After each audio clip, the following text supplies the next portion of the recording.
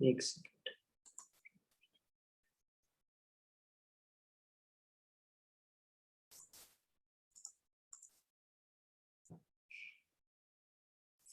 हाँ, तो अपन ये देख रहे थे कि मॉलिक्यूल के अंदर जो इलेक्ट्रॉन्स हैं क्यों डिस्प्लेस हो जाते हैं, why they shift towards one side, what is the reason, and why we are so much interested in shifting।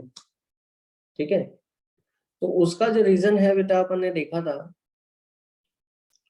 कि अपन ने इलेक्ट्रॉन को डिस्प्लेस करने वाले जो इफेक्ट्स देखे, उसमें तीन इफेक्ट्स की अपन ने बात की थी। एक तो इंडक्टिव इफेक्ट जो अराइज होता है इलेक्ट्रोनेगेटिविटी के अंतर के कारण, और इलेक्ट्रोनेगेटिविटी के अंतर के कारण इलेक्ट्रॉन एक तरफ शिफ्ट हो जाते हैं मॉलिक्यूल में। तो ज्यादा इलेक्ट्रोनेगेटिव एटम होता है, बॉन्ड में ही रहते हैं अपने इलेक्ट्रॉन, बॉन्ड नहीं तोड़ना, अपन को ये ध्यान रखना है। ठीक है, और बॉन्ड नहीं तोड़ना, सिर्फ इलेक्ट्रॉन्स को एक साइड से दूसरी साइड शिफ्ट करना है, हल्का सा बॉन्ड में रखते हुए, है ना। That was inductive effect. Electron delocalise नहीं होते, बॉन्ड में ही रहते हैं। फिर अपन ने रेजोनेंस देखा, रेजोनेंस के अंदर जो आपके इलेक्ट्रॉन्स हैं वो अपने, कौन से electron, pi electrons, pi bond के, लोन पेयर के, वो अपने बॉन्ड में अगर उनके पास में एक और अगले बॉन्ड, अगले एटम पे पाई बॉन्ड है, मतलब कॉन्जुगेटेड सिस्टम है, double bond, single bond, double bond, तो डबल बॉन्ड दोनों नेबर्स है। तो ऐसी परिस्थिति में क्या होगा, ऐसी परिस्थिति के अंदर आपका, ऐसी सिचुएशन में आपके दोनों पाई इलेक्ट्रॉन्स जो हैं, दोनों के इलेक्ट्रॉन क्लाउड ओवरलैप कर सकते हैं। ठीक है, और दोनों के इलेक्ट्रॉन जो है पाई बॉन्ड में रहने की बजाय they can keep on moving between the two pi bonds, and that is called resonance effect या मेसोमेरिक इफेक्ट जिसको अपन कहते हैं।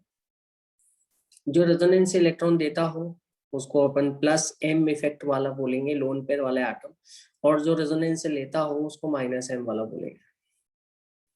तो अपन ने यहाँ रेजोनेंस देखा, रेजोनेंस हाइब्रिड एक्चुअल मॉलिक्यूल होता है, लेकिन उसको अपन एक एक करके रेजोनेंस स्ट्रक्चर ड्रॉ करते हैं जो इमेजिनरी होते हैं वैसे तो, और उन सभी स्ट्रक्चर्स को एक साथ सोच के हाइब्रिड बनाते हैं।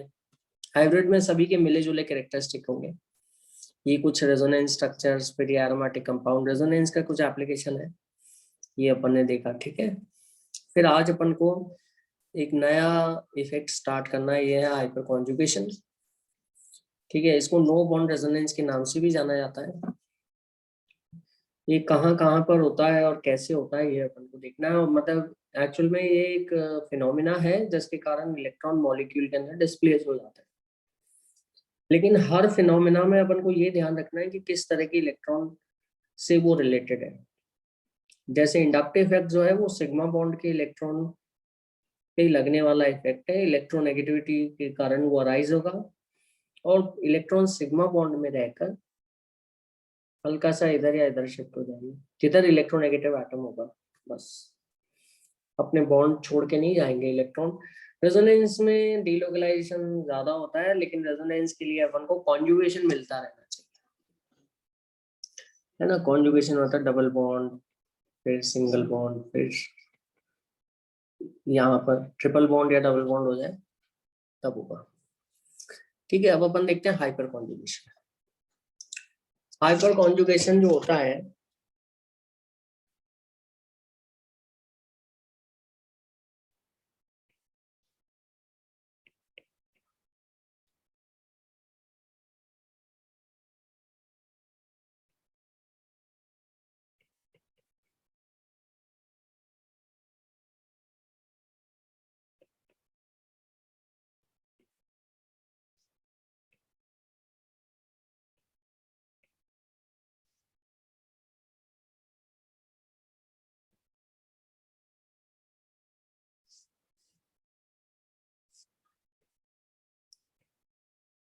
ये डेफिनेशन है।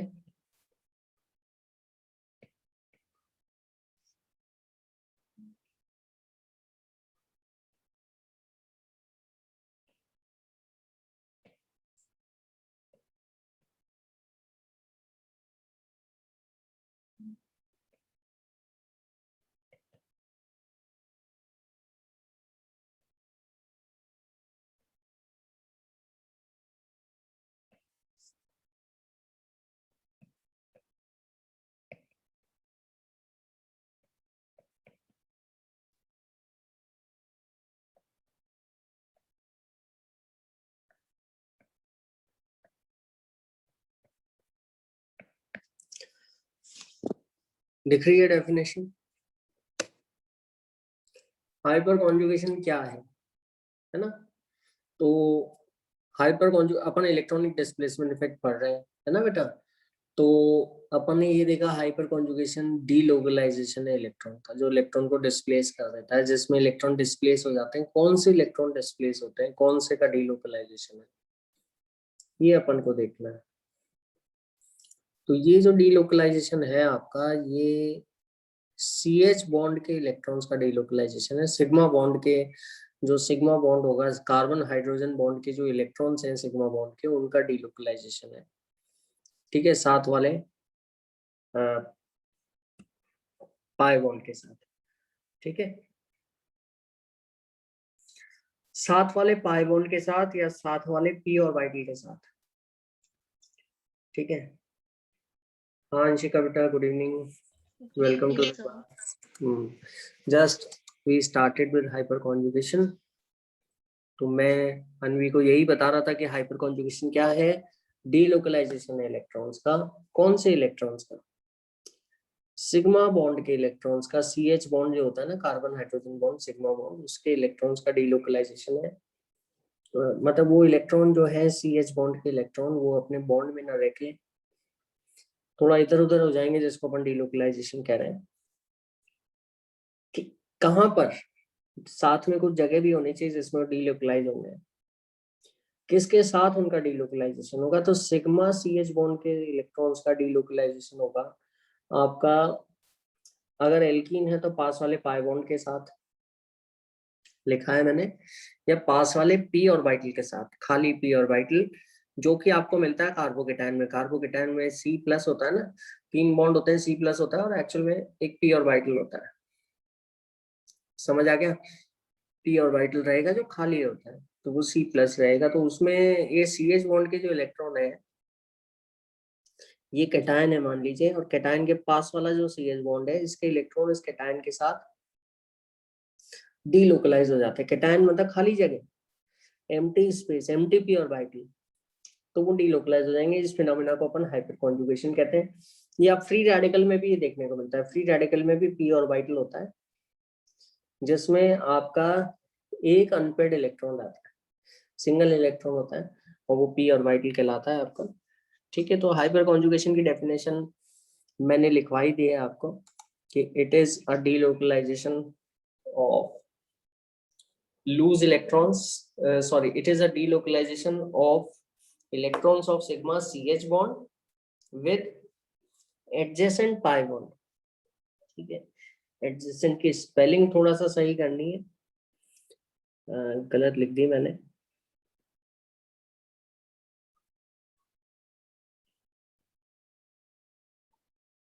ठीक है, अब अपने पास अपन को इलेक्ट्रॉन को आते जाते हुए दिखाना है ना, तो इलेक्ट्रॉन को आते जाते दिखाना है, तो अपन हाइपर कॉन्जुगेशन दिखा सकते हैं। जैसे हाइपर कॉन्जुगेशन कैटायन में किस तरह से हो रही है वो बताता हूँ मैं।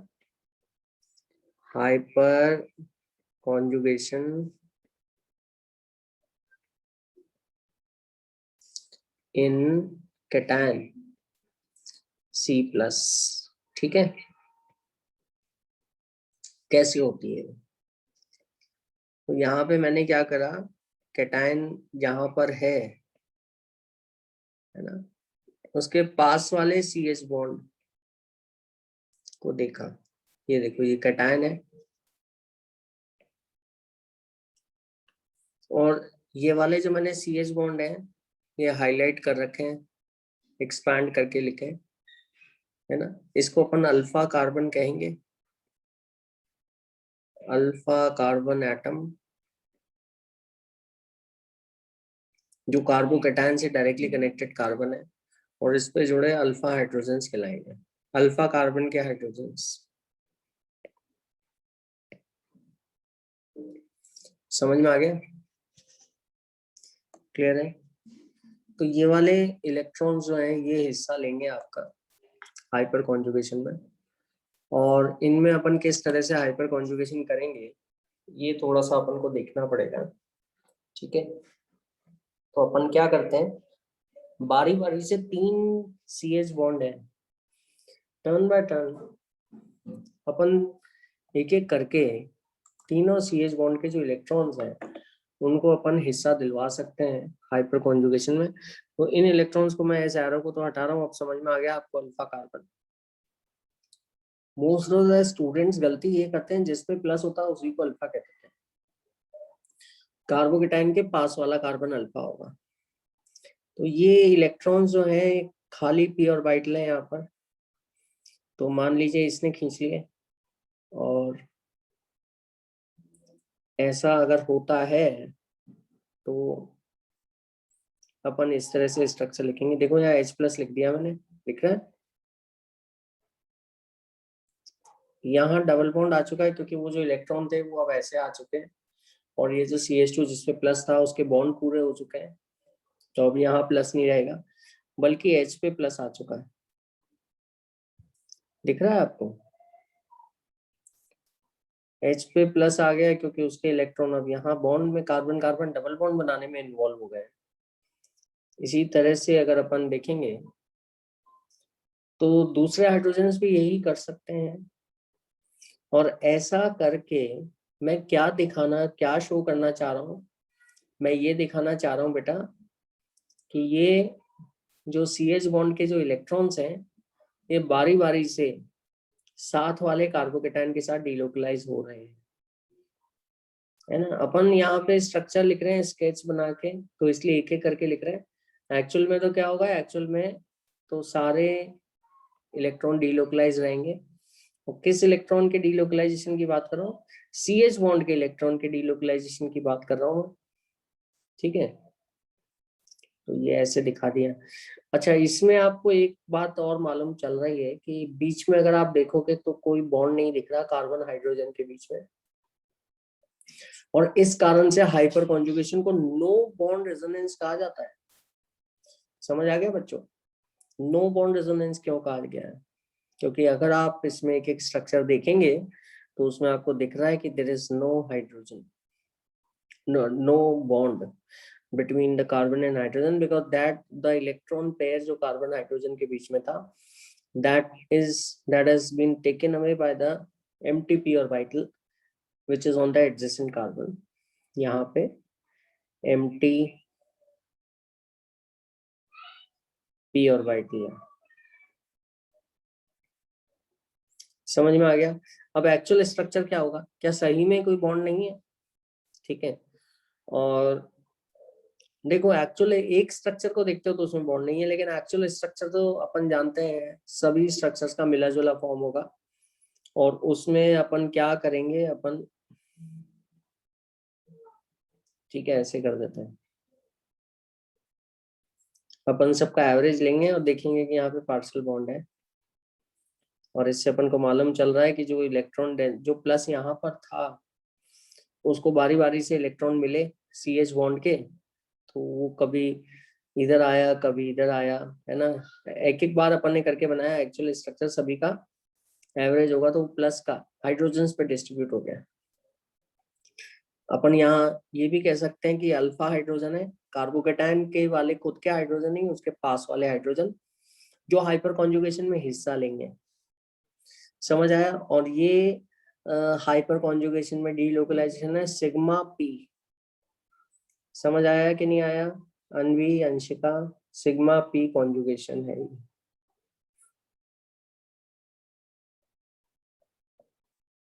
सिग्मा पी कॉन्जुगेशन क्यों है? क्योंकि सिग्मा इलेक्ट्रॉन CH बॉन्ड के और पी ऑर्बिटल खाली जो कि लेता है इलेक्ट्रॉन किसके, CH बॉन्ड के। तो सिग्मा पी कॉन्जुगेशन मैंने बताया था, दो चीजें अगर कॉन्जुगेशन में तो उनके बीच में एक ही सिंगल बॉन्ड है, और वो एक सिंगल बॉन्ड जो है आपने देखा वो किसके कहाँ पर है ना, बीच में CH बॉन्ड के और CH2+ के। ठीक है, किस हद तक हाइपर कॉन्जुगेशन हुआ, इस बात को अपन कैसे मेजर कर सकते हैं, क्वांटिफाई कर सकते हैं? ये जितने भी कार्बोकेटाइन के चारों ओर अल्फा हाइड्रोजन होंगे उतने हाइपर कॉन्जुगेशन स्ट्रक्चर्स बन जाएंगे जिनमें हाइड्रोजन हिस्सा ले रहा है। जैसे यहाँ पर अगर आपसे क्वेश्चन पूछा जाता है, मैंने आपके सामने सारे स्ट्रक्चर लिखे हैं, टोटल 4 स्ट्रक्चर लिखे हैं ये वाले। ठीक है, हालांकि इसमें से एक्चुअल कोई भी नहीं, एक्चुअल स्ट्रक्चर तो आपका जो हाइब्रिड है वो होगा, है ना, जो मैंने यहाँ नीचे लिखा है हाइब्रिड। तो 4 स्ट्रक्चर्स जो रेजोनेंस स्ट्रक्चर जैसे हैं, लेकिन यार रेजोनेंस स्ट्रक्चर नाम नहीं ले रहा मैं, क्योंकि हाइपर कॉन्जुगेशन हो रहा है, तो हाइपर कॉन्जुगेशन को बताने वाले जो 4 स्ट्रक्चर है, इसमें कितने स्ट्रक्चर्स में CH बॉन्ड के इलेक्ट्रॉन्स का डीलोकलाइजेशन बताया गया है, या CH बॉन्ड के इन्वॉल्वमेंट दिखाया गया है। समझ आ रहा है अनवी, अंशिका? कितने 4 स्ट्रक्चर्स में से कितनों में CH बॉन्ड के इलेक्ट्रॉन्स का डीलोकलाइजेशन दिखाया गया है? यहाँ पे दिखाया गया है ना, यहाँ पर दिखाया गया और यहाँ पे दिखाया गया है। पहले स्ट्रक्चर में तो CH बॉन्ड के इलेक्ट्रॉन बॉन्ड में ही है, लेकिन दूसरे, तीसरे और चौथे स्ट्रक्चर में आपके इलेक्ट्रॉन को इन्वॉल्व होता हुआ बताया गया है p ऑर्बिटल के साथ। तो कितने स्ट्रक्चर आप हाइपर कॉन्जुगेशन स्ट्रक्चर ड्रॉ कर सकते हो और एक्स्ट्रा, जिसमें CH बॉन्ड आपका इलेक्ट्रॉन लेता हुआ दिखाया गया होगा? इसमें आंसर है जितने अल्फा हाइड्रोजन होंगे उतने hyper conjugation structure involving CH bond होंगे। समझ आया कि नहीं आया? जितने अल्फा हाइड्रोजन होंगे उतने hyper conjugation structure involving CH bond होंगे। ठीक है, तो यहाँ पे 3 hyper conjugation structure involving CH bond है।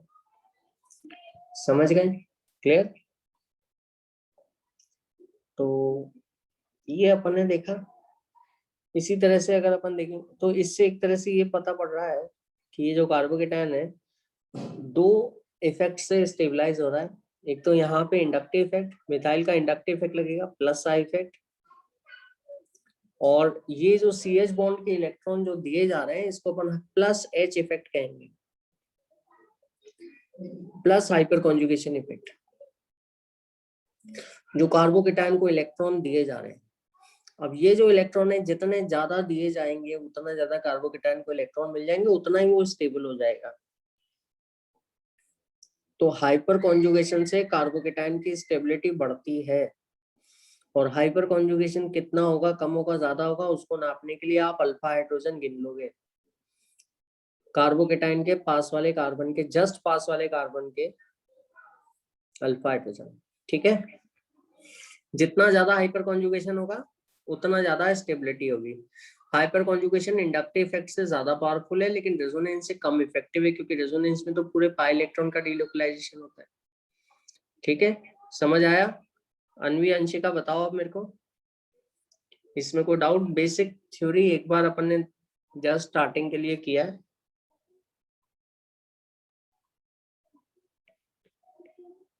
कोई डाउट हो तो जरूर शेयर कीजिए। आज मैं असाइनमेंट में कुछ क्वेश्चंस दूंगा आपको, तो वो आप कीजिएगा, और इसमें सारी बातें आपको समराइज हो जाएंगी। ठीक है, स्टेबिलिटी ऑफ फॉलोइंग कार्बोकेटायन बताना है।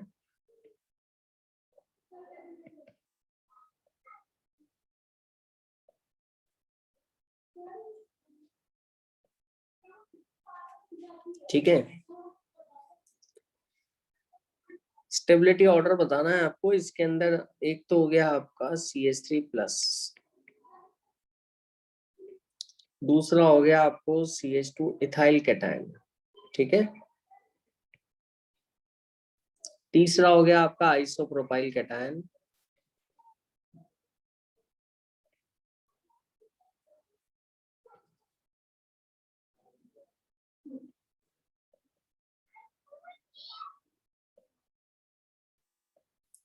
और चौथा है आपका टर्शियरी ब्यूटाइल कैटायन। इनका स्टेबिलिटी आपको बताना है, स्टेबिलिटी ऑर्डर B, C और D। क्या होगा स्टेबिलिटी ऑर्डर? अंशिका, अनवी, जल्दी बताओ।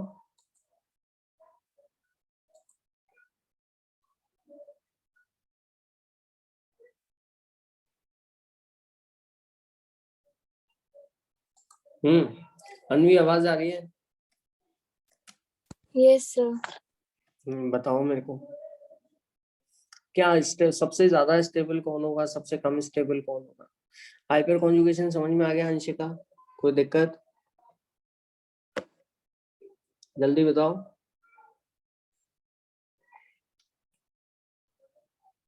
हम्म। Sir D. डी जो है वो क्या है? सर सबसे ज्यादा स्टेबल। Very good. क्यों? क्योंकि सर वो ज्यादा वो बना रहा है बॉन्ड्स। हाँ, सी एच बॉन्ड यहाँ पे कितने हैं? यहाँ अपन अल्फा हाइड्रोजन का आइडिया लें, है ना, हाइपर कॉन्जुगेशन नापने के लिए। अल्फा हाइड्रोजन, अल्फा हाइड्रोजन अपन जो कार्बोकेटायन है ना उसके पास वाले कार्बन के हाइड्रोजन, तो कैटायन ये है उसके खुद के हाइड्रोजन नहीं पार्टिसिपेट कर सकते, पास वाले कार्बन के हाइड्रोजन पार्टिसिपेट कर सकते हैं, ठीक है, जिनको अपन अल्फा हाइड्रोजन कहेंगे। तो ये जो अल्फा हाइड्रोजन है, ठीक है, ये कितने हैं, और ये अपन को ये बताएंगे कितने हाइपर कॉन्जुगेशन हो सकता है ना, किस हद तक। तो यहाँ पे ए में कितने अल्फा हाइड्रोजन है? कैटायन पे जो हाइड्रोजन है वो नहीं होंगे अल्फा, उसके पास वाले, तो यहाँ पे 0, और यहाँ पर 3, देखो ये वाले अल्फा कार्बन ये है ना। सी के अंदर है 6 अल्फा हाइड्रोजन,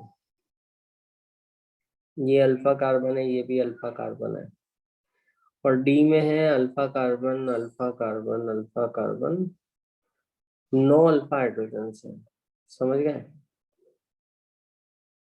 तो ये जितने अल्फा हाइड्रोजन होंगे बारी बारी से उनके इलेक्ट्रॉन को अपन सी प्लस के साथ बॉन्ड बनाने में पार्टिसिपेट करवाएंगे या हाइपर कॉन्जुगेशन में पार्टिसिपेट करवाएंगे, और उससे इनकी स्टेबिलिटी बढ़ जाएगी। तो सबसे ज्यादा स्टेबल आपने बिल्कुल सही बोला, डी है। और सिर्फ हाइपर कॉन्जुगेशन ही नहीं, इंडक्टिव इफेक्ट का भी रोल है। इंडक्टिव इफेक्ट क्योंकि प्लस है, इलेक्ट्रॉन कम ही है उसमें, तो ये मिथाइल एल्काइल ग्रुप जो होते हैं इतने इलेक्ट्रोनेगेटिव नहीं होते, कम इलेक्ट्रोनेगेटिव होने के कारण ये इलेक्ट्रॉन देने वाले माने जाते हैं, जिसको अपन कहते हैं plus I effect, inductive effect, ठीक है। तो 3 3 प्लस आई लग रहे हैं, लेकिन इंडक्टिव से ज्यादा हाइपर कॉन्जुगेशन मायने रखता है। उसका कारण ये है कि हाइपर कॉन्जुगेशन में इलेक्ट्रॉन ज्यादा मिल रहे हैं, इंडक्टिव इफेक्ट में तो बॉन्ड में ही रहते हैं, बस थोड़ा सा इधर या इधर शिफ्ट हो रहा है, कैटायन की तरफ शिफ्ट हो रहा है हल्का सा, ठीक है। तो हाइपर कॉन्जुगेशन को अपन पहले प्रायोरिटी देंगे, तो डी सबसे ज्यादा स्टेबल है, फिर सी है, फिर बी है, और फिर ए है।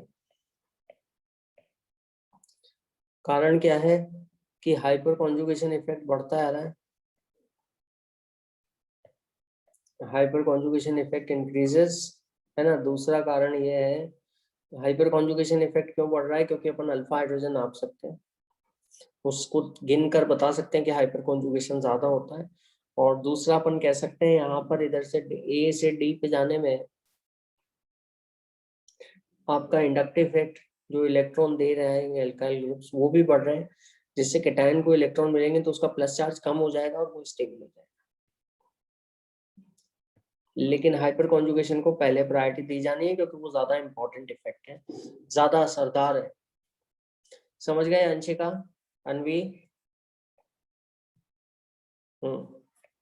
आई होप क्लियर है। अगला क्वेश्चन अपन ऐसे ही कर लेते हैं।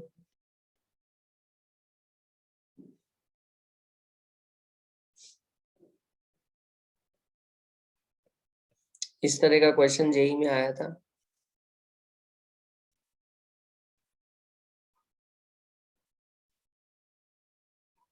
टोटल नंबर ऑफ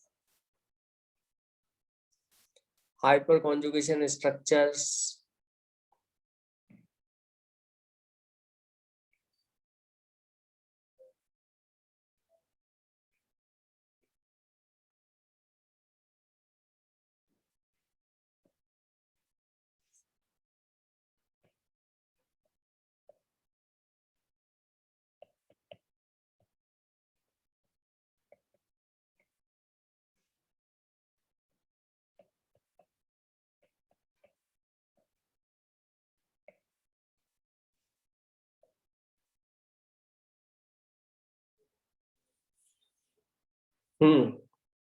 कितने हाइपर कॉन्जुगेशन स्ट्रक्चर बन जाएंगे जिनमें सी एच बॉन्ड के इलेक्ट्रॉन या अल्फा हाइड्रोजन या अल्फा कार्बन हाइड्रोजन बॉन्ड के इलेक्ट्रॉन्स का पार्टिसिपेशन दिखाया गया हो।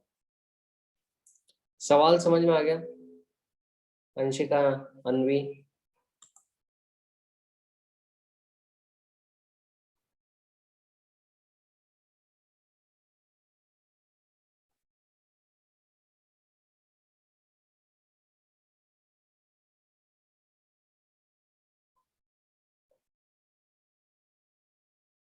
क्या आंसर हो सकता है? इंटीजर टाइप प्रॉब्लम है, जल्दी से बताओ।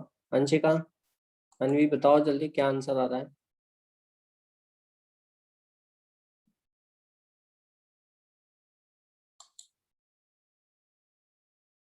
हम्म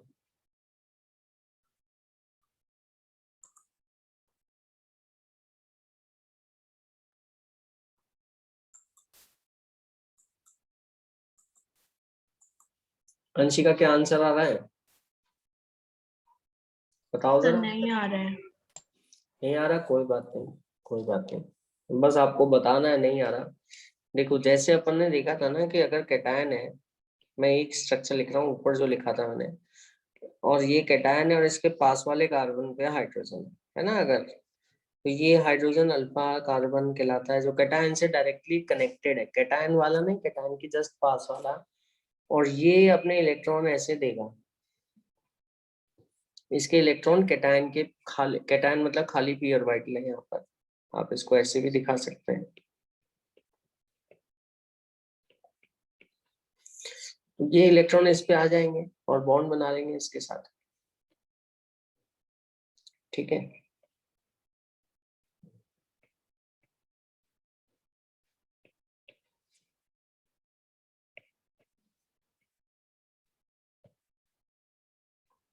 तो ये एक स्ट्रक्चर हो गया जिसमें मैंने हाइपर कॉन्जुगेशन सी में सी एच बॉन्ड का इन्वॉल्वमेंट दिखाया, अल्फा सी एच बॉन्ड का। तो आपको बस ये गिनना है कितने सी एच बॉन्ड है अल्फा कार्बन पे, बस।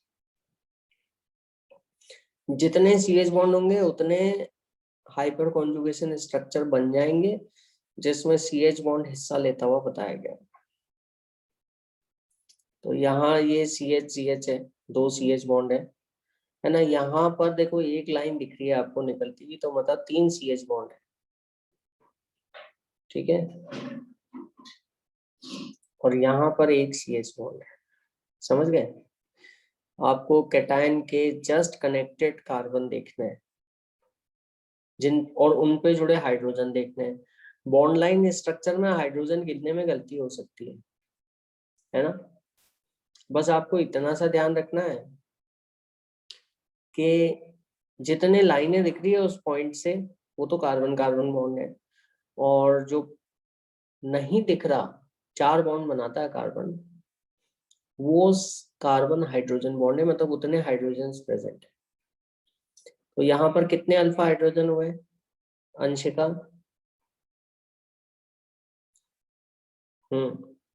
दो इधर, तीन सर इधर, हाँ बताओ। हम्म दो तो इधर, 15। दो तो लेफ्ट हैंड साइड पे हो गए, कैटायन कैटायन यहाँ पर है, दो तो इस तरफ हो गए, देखो ये वाले रेड से मार्क कर देता हूँ, है ना। ये अल्फा कार्बन है, देखो ये अल्फा है, ये भी अल्फा, ये भी अल्फा। इस पे एक हाइड्रोजन, तो ये हो गया अल्फा हाइड्रोजन, है ना। दो ये हो गए, क्योंकि ये पड़ोसी है ना कैटायन के, तो they can give their electron pair in hyper conjugation, और तीन ये हो गए, तो कितने हुए? 2 + 3 + 1 =6। तो 6 हाइपर कॉन्जुगेशन स्ट्रक्चर जिसमें सी एच बॉन्ड के इलेक्ट्रॉन्स हिस्सा ले रहे होंगे।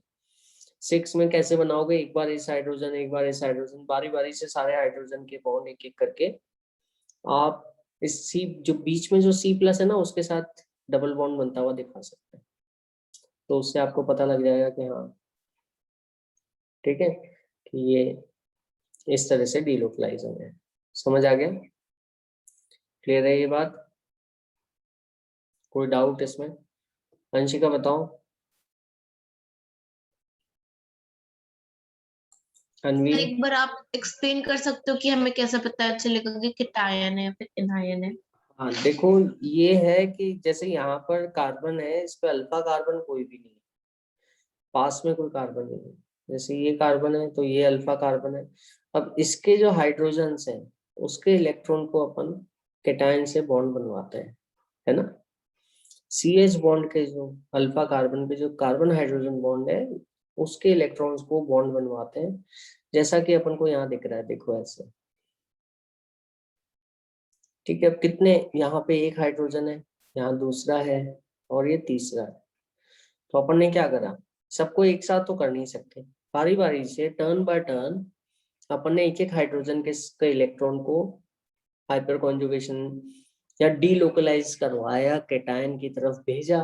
जैसे एक बार इसके हाइड्रोजन को भेज दिया इस स्ट्रक्चर में, तो देखो यहाँ पे खाली जगह है ना, क्योंकि इसके इलेक्ट्रॉन को उधर सेंड कर दिया अपन ने।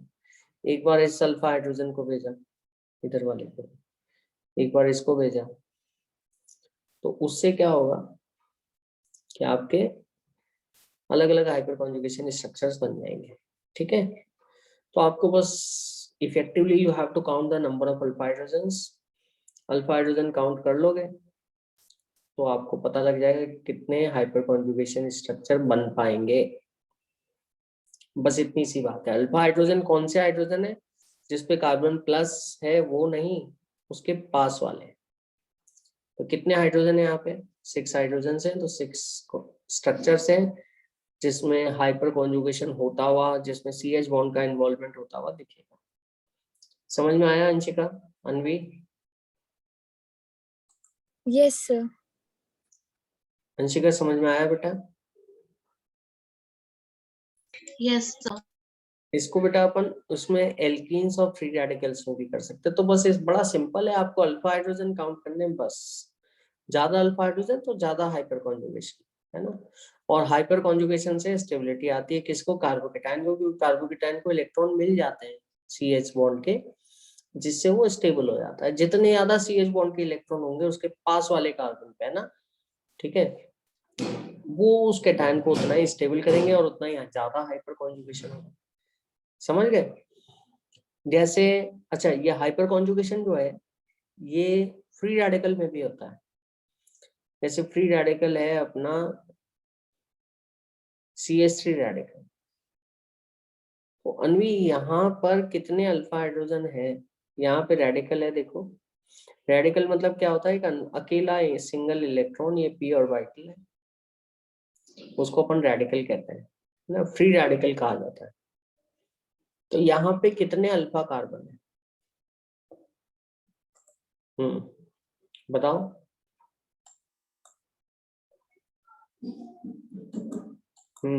कितने अल्फा हाइड्रोजन है?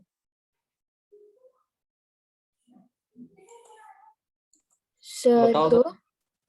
देखो अल्फा कार्बन कितने, अल्फा कार्बन जहाँ पे अपना p ऑर्बिटल है वो नहीं, जहाँ पे रेडिकल है केटायन, उसके पास वाले अल्फा कार्बन कहलाएंगे, है ना। तो अल्फा कार्बन कितने हैं?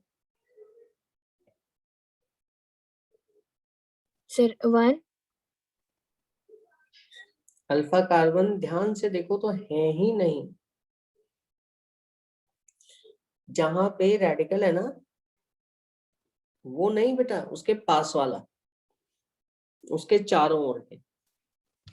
जैसे मान लो आपको हेल्प चाहिए, है ना, कुछ, है ना, तो आपको हेल्प कौन करेगा, आप खुद खुद को काउंट नहीं करोगे, है ना, जो आपके फ्रेंड्स हैं जो आपको हेल्प कर रहे हैं उनको काउंट करोगे आप, and you will see that these many people are helping me. ठीक है, same is the case here. यहाँ पे कार्बन पे रेडिकल खुद पे है, इसको और ये पता है अपन को कि अंशिका, अनवी, यहाँ पे इलेक्ट्रॉन पूरे नहीं है, एक अनपेड इलेक्ट्रॉन। अब इसको हेल्प चाहिए, है ना, इलेक्ट्रॉन चाहिए इसको, तो हेल्प करने वाले कार्बन कितने हैं पास में, कोई भी नहीं है। तो अल्फा हाइड्रोजन कितने हैं, अल्फा हाइड्रोजन कौन से होंगे, उन helping carbon C H bond जो होंगे वही तो हेल्प करेंगे इसको, इलेक्ट्रॉन देंगे, तो वो कितने हैं, है ही नहीं, यहाँ पे 0 है। समझ आया? तो अल्फा हाइड्रोजन कुछ भी नहीं है। समझ गए? क्लियर हुआ? ये अगर मैं इथाइल कैटायन लिखता हूँ, इथाइल कैटायन देखो ऐसा होगा, ठीक है। इथाइल कैटायन क्या, फ्री रेडिकल, सॉरी कैटायन मैंने ऊपर लिखा ही था, है ना। ये रेडिकल है लेकिन यहाँ पे CH3 लगा हुआ है, ठीक है। तो यहाँ पर देखिए एक जगह पर एक कार्बन जो है अपने पास, उधर इलेक्ट्रॉन पूरे नहीं है, दिख रहा है, मैंने डॉट लगा दिया, मतलब वहां पे एक इलेक्ट्रॉन है, अनपेयर्ड इलेक्ट्रॉन। अब इसको हेल्प चाहिए, है ना। इसको हेल्प कौन करेगा? क्या कोई है इसका पड़ोसी जो इसको हेल्प कर देगा? कोई हेल्प करने वाला है? हाँ है। कौन है? ये अल्फा कार्बन। इस पे जो CH बॉन्ड है वो बारी बारी से अपने इलेक्ट्रॉन इसको देंगे, जिससे इसकी इलेक्ट्रॉन डेफिशिएंसी जो है वो थोड़ी सी कम हो जाएगी। जैसे एक दिन आप टिफिन लेके नहीं गए स्कूल, ठीक है, तो क्या हुआ, आपके जो फ्रेंड्स हैं उन्होंने थोड़ा थोड़ा अपना खाना शेयर किया, टिफिन शेयर किया, ठीक है, तो इस तरह से जो डेफिशिएंसी थी वो कंप्लीट हो गई। समझ आया कि नहीं आया? तो how many friends have shared the tiffin? वो चारों ओर के तुम्हारे फ्रेंड्स जो हैं उनको देखोगे आप। वैसा ही यहाँ पर है, ये कार्बन के पास इलेक्ट्रॉन पूरे नहीं है, तो ये पास में कोई ये तो खैर इसका ही है H तो इसको नहीं गिनेंगे। पास में जो कार्बन है, अल्फा कार्बन है, उसके हाइड्रोजन को गिनेंगे, वो इसको कितने हाइड्रोजन है और उनके इलेक्ट्रॉन उसके साथ मिल सकते हैं इसको, ठीक है। तो 3 अल्फा हाइड्रोजन है यहाँ पर। समझ आया कि नहीं आया बच्चों? समझ में आ रहा है? Yes sir.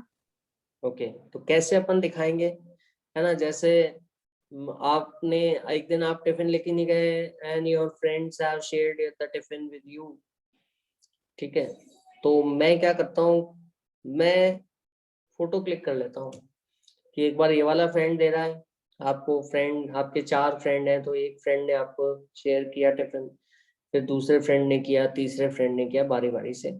एक्चुअल में तो सबने ही किया है ना, लेकिन मैंने एक एक फोटो क्लिक कर ली एज एन एविडेंस, है ना, ये बताने के लिए कि देखो एक बार इस फ्रेंड ने किया, एक बार इस फ्रेंड ने, एक बार इस फ्रेंड ने, चारों फ्रेंड ने बारी बारी से अपना टर्न बाय टर्न शेयर किया। तो वैसे ही अपन यहाँ पे दिखा देंगे, ठीक है।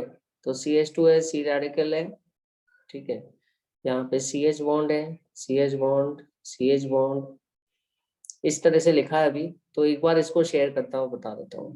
देखो ये अनपेड इलेक्ट्रॉन है ना, ये आधा एरो लगा रहा हूँ मैं, दिख रहा है आपको? ये एरो मैं इस तरह से लगा रहा हूँ, इस तरह से एरो जो लगाता हूँ वो एक इलेक्ट्रॉन के को बताने के लिए लगाता हूँ। और अगर मैं एरो ऐसा लगाता हूँ ना, पूरा कंप्लीट एरो हेड, तो वो पेयर ऑफ इलेक्ट्रॉन के लिए लगाता हूँ, अंशिका। तो समझ आया, ये अनपेड इलेक्ट्रॉन था, इसको इधर से इलेक्ट्रॉन मिल गए CH बॉन्ड के। अच्छा, CH बॉन्ड में जो H के इलेक्ट्रॉन थे वो अकेले रह गए, तो मैं ऐसे लिख दूंगा CH2, इधर से मिल गए, तो यहाँ तो 2 इलेक्ट्रॉन मिल गए, पूरे हो गए, डबल बॉन्ड बन गया, ठीक है। ये हो गया ऊपर, H अकेला रह गया, उसके इलेक्ट्रॉन जो है इधर कार्बन रेडिकल के साथ चले गए। समझ आया? मतलब ये ऐसी बात है कि अगर आपका फ्रेंड 2 सैंडविच लेके आए, है ना, तो एक सैंडविच आपको मिल गया, और यहाँ पे सैंडविच कौन है? इलेक्ट्रॉन। समझ आया? बिल्कुल वैसा का वैसा की बात है, अपना टिफिन शेयर किया, यहाँ पे भी वैसा ही है। हाँ, सिर्फ यही हाइड्रोजन नहीं, और भी हाइड्रोजन कर सकते हैं। जैसे मान लीजिए ये हाइड्रोजन है, तो ये भी बार टर्न बाय टर्न ये हाइड्रोजन भी कर सकते हैं। तो अपन इस हाइड्रोजन को देता हुआ भी दिखा सकते हैं। तो ये हाइड्रोजन जब देगा, इस कार्बन को तो इलेक्ट्रॉन मिल गया, डबल बॉन्ड बना लिया इसने तो, और यहाँ पे इस हाइड्रोजन पे अकेला इलेक्ट्रॉन रह गया, देखो ये, ठीक है। नीचे वाला हाइड्रोजन तो अभी भी इंटैक्ट है, उसने नहीं किया।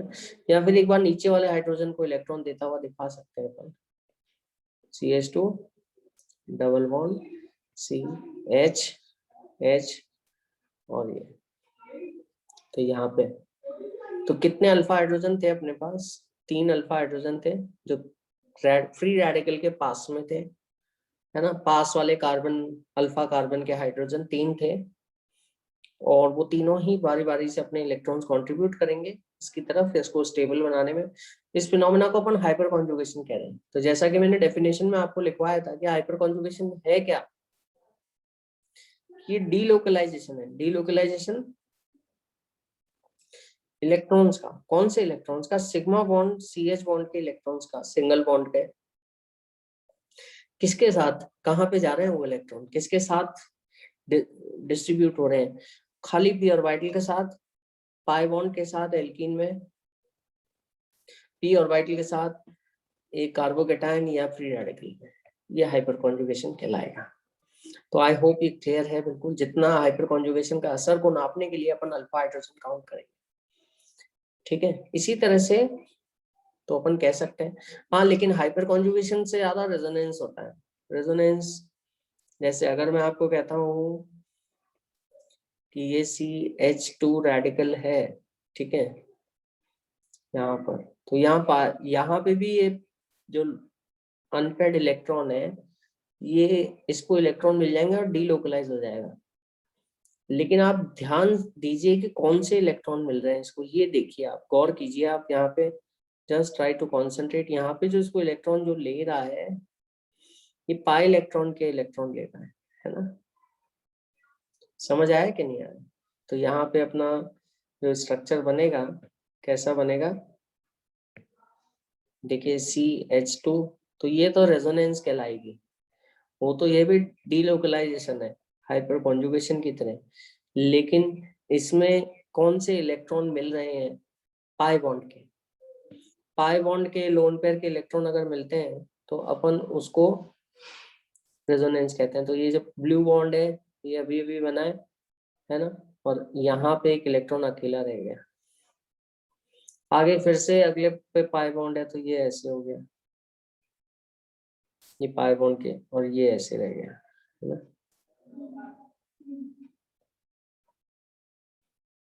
समझ आ गया? तो ये तो रेजोनेंस कहलाती है।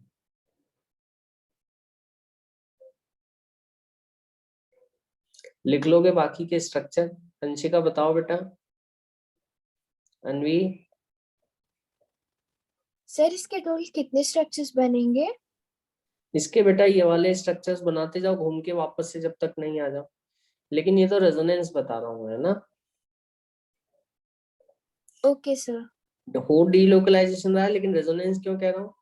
क्योंकि किसके इलेक्ट्रॉन के साथ डीलोकलाइजेशन हो रहा है? पाई इलेक्ट्रॉन के साथ, ठीक है। पाई इलेक्ट्रॉन के साथ डीलोकलाइजेशन हो रहा है ना। समझ आ गया?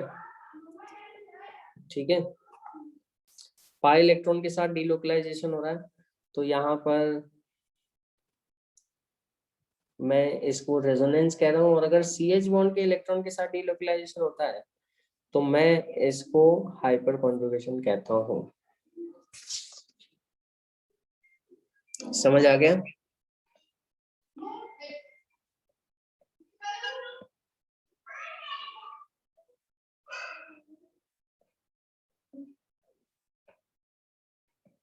कि समझ में आया कि नहीं आया आपके? ये रेजोनेंस है, ठीक है। लेकिन अगर मैं रेडिकल को ऐसे बताता हूँ, कार्बन रेडिकल है, ये देखो पास में CH बॉन्ड है, इनको मैं जान करके एनलार्ज करके लिख रहा हूँ डेलिबरेटली, ये दिखाने के लिए कि मैं इनके इलेक्ट्रॉन्स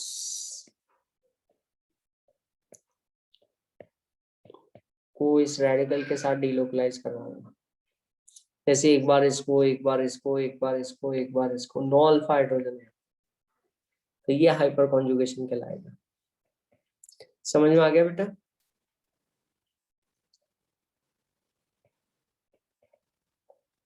ठीक है, अंशिका समझ में आया? अनवी कोई डाउट इसमें बताओ मेरे को। No sir. हाँ ठीक है, तो इस तरह से अपन करते हैं और इससे स्टेबिलिटी डिसाइड होती है। तो आज कुछ क्वेश्चंस हैं असाइनमेंट में, तो उनको देखना। बड़े सिंपल क्वेश्चंस हैं, मतलब वैसे तो है, तो मिल तो इलेक्ट्रॉन ही रहे, लेकिन पाई इलेक्ट्रॉन दिए जा रहे हैं अगर रेडिकल को, तो वो हाइपर, वो रेजोनेंस कहलाएगा। और सिग्मा CH बॉन्ड के इलेक्ट्रॉन दिए जा रहे हैं अगर, तो वो हाइपर कॉन्जुगेशन कहलाएगा। ठीक है, तो हाइपर कॉन्जुगेशन होता है कार्बोकेटायन में, ठीक है, वहां पी और वाइटल होता है। हाइपर कॉन्जुगेशन होता है आपका फ्री रेडिकल में। फ्री रेडिकल क्या होता है? फ्री रेडिकल एक अकेला सिंगल इलेक्ट्रॉन, अनपेड इलेक्ट्रॉन को अपन फ्री रेडिकल कहते हैं। ठीक है, तो उसमें भी पास वाले CH बॉन्ड के जो इलेक्ट्रॉन्स है वो पार्टिसिपेट कर सकते हैं, मतलब अपनी इलेक्ट्रॉन डेंसिटी शेयर कर सकते हैं किसके साथ? CH बॉन्ड के साथ। उसको हाइपर कॉन्जुगेशन कहेंगे अपन। और हाइपर कॉन्जुगेशन फ्री रेडिकल में, कार्बोकेटायन में और एल्कीन्स में होता है। एल्कीन में भी पाई बॉन्ड जो होता है पी ऑर्बिटल से बना होता है। अब एल्कीन्स में इससे एल्कीन की स्टेबिलिटी बढ़ जाती है। ठीक है, तो मैं एल्कीन के अंदर बता देता हूँ आपको, एल्कीन या रेडिकल के अंदर। ठीक है, लेकिन रेजोनेंस अगर हो रही है और हाइपर कॉन्जुगेशन हो रहा है तो पहले रेजोनेंस को आप गिनोगे, पहले उसको देखोगे, उससे स्टेबलाइजेशन ज्यादा अच्छा होता है ना। फिर हाइपर कॉन्जुगेशन से, और सबसे लास्ट में इंडक्टिव देखोगे आप। समझ आ गया? तो यहाँ पर अब एल्कीन के अंदर हाइपर कॉन्जुगेशन होता हुआ बताएंगे। तो एल्कीन के अंदर भी जैसे मैं लिख देता हूँ प्रोपीन। ठीक है, तो प्रोपीन के अंदर अपने पास देखिए कितने, ये डबल बॉन्ड है,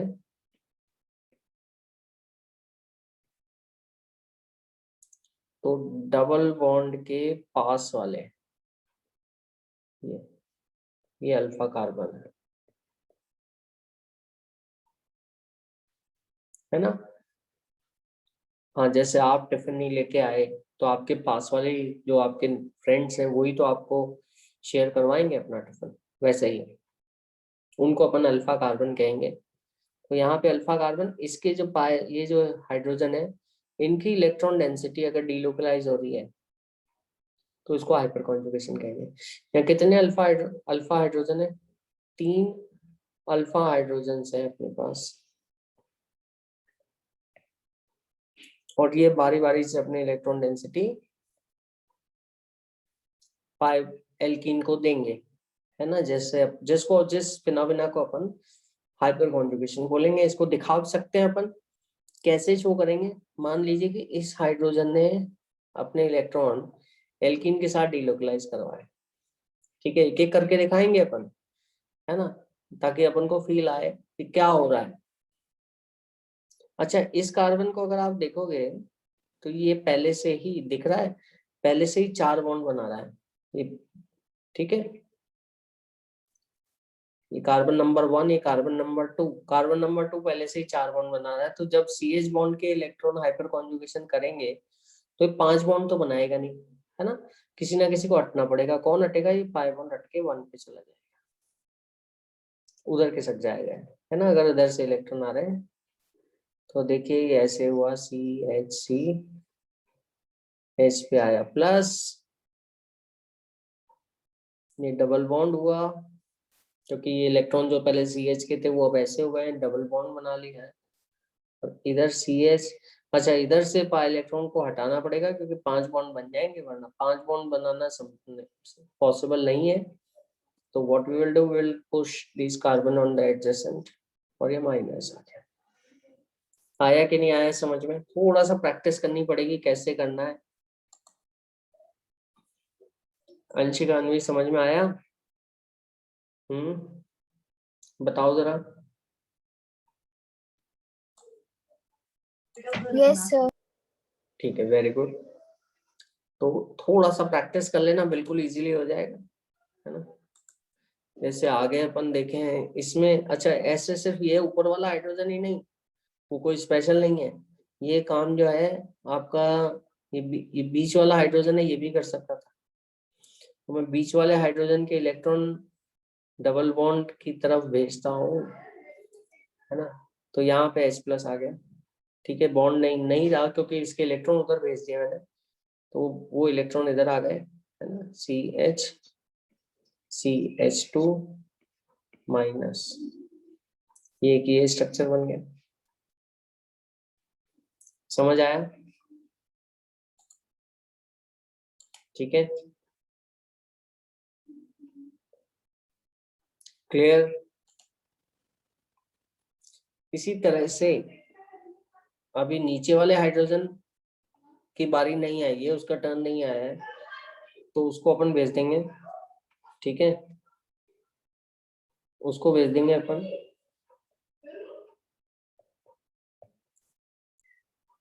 ठीक है, तो यहाँ पे CH,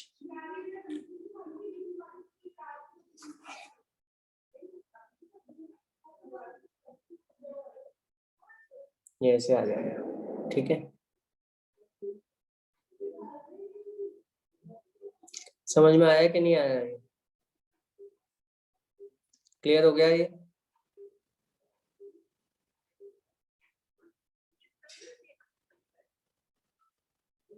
तो कितने अल्फा हाइड्रोजन हुए? 3 अल्फा हाइड्रोजन। तो बारी बारी से अपनी इलेक्ट्रॉन डेंसिटी जो है आपकी पाई बॉन्ड को दे देंगे। ठीक है, और इससे एल्कीन स्टेबल हो जाएगा। समझ गए? क्लियर? आया कि नहीं आया समझ में? कोई डाउट? अंशिका जल्दी बताओ। अन्वी? तो ऐसे नो एल्कीन्स सर। में भी अपन देखते हैं कि एल्कीन्स कितनी स्टेबल है। एल्कीन एक तो रेजोनेंस के कारण स्टेबल हो सकती है। ऐसे रेजोनेंस के लिए कॉन्जुगेशन होना चाहिए। जैसे अगर आप इस एल्कीन को देखोगे, यहाँ पे 2 पाई बॉन्ड है कॉन्जुगेशन में, यहाँ पे ये पाई बॉन्ड के साथ इलेक्ट्रॉन डेंसिटी क्या मिल जाएगी, मर्ज हो जाएगी बीच में। ये तो रेजोनेंस है। यहाँ पे देने वाला पाई बॉन्ड, लेने वाला भी पाई बॉन्ड है ना। लेकिन अगर यहाँ CH बॉन्ड है और एक ही पाई बॉन्ड है, तो यहाँ रेजोनेंस नहीं कहलाएगा, यहाँ हाइपर कॉन्जुगेशन कहलाएगा। ये वाले इलेक्ट्रॉन जो मैं डार्क कर रहा हूँ CH के, ये इसके साथ डीलोकलाइज होंगे।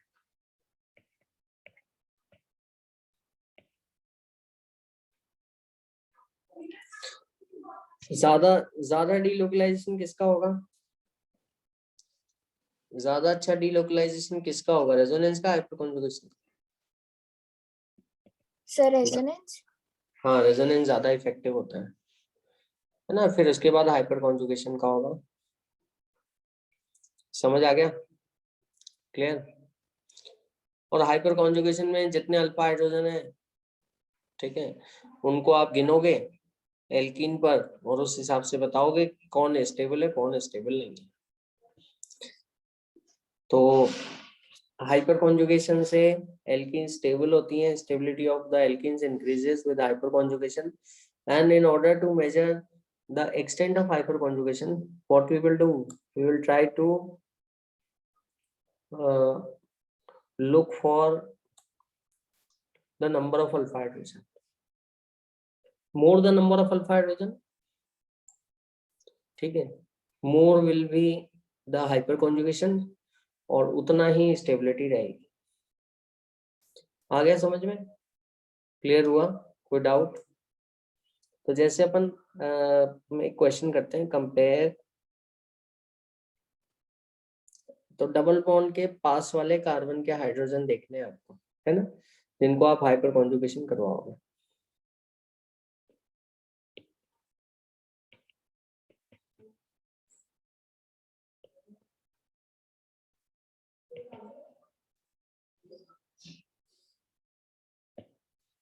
Compare stability of following alkenes. ठीक है,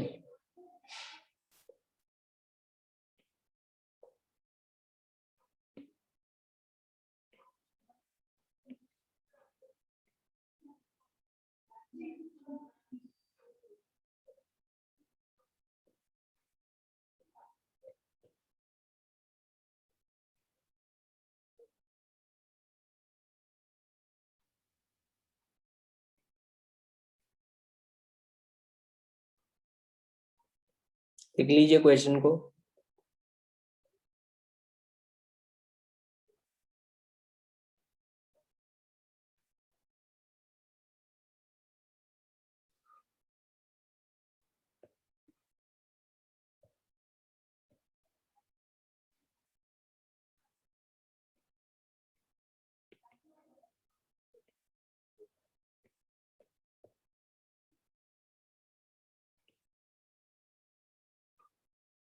देखिए स्केलेटन सबका एक जैसा है,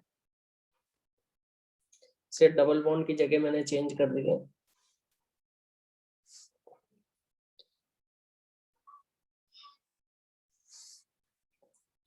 तो यहाँ पर आपको बताना है कि कौन सी एल्कीन सबसे ज्यादा स्टेबल है, कौन सी सबसे कम स्टेबल है।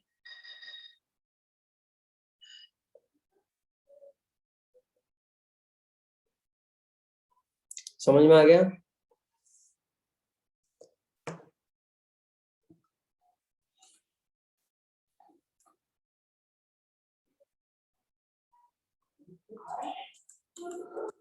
बताओ अंशिका क्या होगा?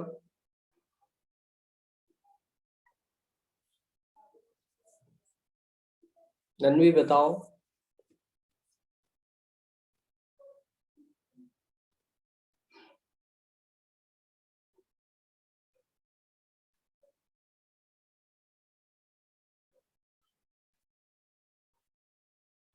अल्फा हाइड्रोजन काउंट कर लो बस।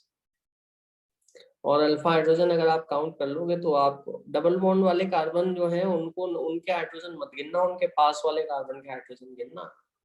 उसमें देख लो अल्फा हाइड्रोजन टोटल कितने हैं। जितने ज्यादा अल्फा हाइड्रोजन होंगे उतनी ज्यादा हाइपर कॉन्जुगेशन होगी, और जितनी ज्यादा हाइपर कॉन्जुगेशन होगी उतना ही स्टेबिलिटी आएगी। बस समझ गए? सर सी ज्यादा स्टेबल है। सी जो है वो कितने अल्फा हाइड्रोजन है, अल्फा हाइड्रोजन गिनते हैं पहले अपन। सी में कितने अल्फा हाइड्रोजन है बताओ? सर 6। देखो ये तो डबल बॉन्ड वाले कार्बन है ना, इनके हाइड्रोजन मत गिनना बेटा। जो सर डबल बॉन्ड 7 हो वाले, गए। हाँ डबल बॉन्ड वाले कार्बन के जो जस्ट कार्बन जुड़ा हुआ है ना, ये अल्फा कार्बन है ना, और फिर ये बीटा है, उससे अगले वाले बीटा है। तो उसपे सिर्फ अल्फा जो जो डबल बॉन्ड का नेबर है, नियरेस्ट नेबर, उसके कार्बन, उसके हाइड्रोजन गिनना, वही हाइड्रोजन मिल पाएंगे डबल बॉन्ड को, है ना। तो यहाँ पे अल्फा हाइड्रोजन अगर अपन देखें तो एक अल्फा हाइड्रोजन है, ठीक है, सिर्फ एक वन अल्फा हाइड्रोजन इससे है, ठीक है। इसी तरह से अगर अपन बी में बात करते हैं तो बी में कितने अल्फा हाइड्रोजन, ये बताओ।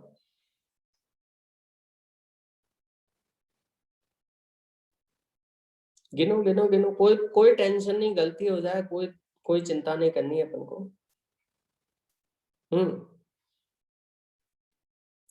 बी में कितने अल्फा हाइड्रोजन? सर 6। बी में, हाँ इधर तो 3 है, ये अल्फा कार्बन है डबल बॉन्ड से जुड़ा हुआ, ये इधर वाले डबल बॉन्ड कार्बन से जुड़ा, ये अल्फा कार्बन है ऊपर, तो ऊपर तो 6 है, और एक और है कार्बन, कौन सा, ये भी डबल बॉन्ड से जुड़ा हुआ है, ये भी अल्फा है, तो यहाँ पे भी 3 है। तो टोटल कितने हो गए, 3 + 3, जो ऊपर है वो तो 6 है, एक नीचे वाला कार्बन जो शायद मिस हो गया होगा, तो 9 अल्फा हाइड्रोजन। समझ आया? ये वाले डबल बॉन्ड को ऐसे मार्क कर लो आप, है ना, जो उससे कार्बन जुड़े हैं दे आर अल्फा हाइड्रोजन, ठीक है। तो 9 अल्फा हाइड्रोजन है। What about A? Double sir bond वाले जो, 8। हाँ डबल बॉन्ड वाले जो कार्बन है ना, कितने होंगे यहाँ पर अल्फा हाइड्रोजन? ये है डबल बॉन्ड वाला कार्बन, ये है डबल बॉन्ड, इससे जुड़े कार्बन अल्फा कार्बन, एक तो ये है अल्फा, ठीक है, और एक ये है अल्फा, ठीक है, ये बीटा हो गया क्योंकि वो तो अगला है। डबल बॉन्ड वालों को सर्कल कर दो, इन सर्कल से जो डायरेक्टली कार्बन जुड़े, है ना।